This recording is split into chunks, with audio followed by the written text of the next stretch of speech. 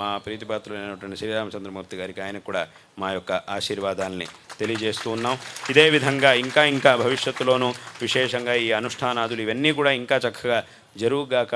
తద్వారా ఆ భగవంతుడి యొక్క విశేషమైనటువంటి శక్తి అందరికీ కూడా భగవద్ అనుగ్రహంతో విశేషమైనటువంటి శక్తి, విశేషమైనటువంటి శ్రేయస్సు అందరికీ కూడా చక్కగా లభించుగాక.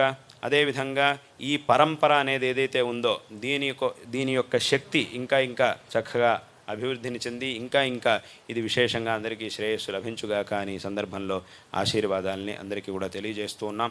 మరొక మారు అందరికీ కూడా ఆశీర్వాదాలను తెలియజేస్తూ ఉన్నాం.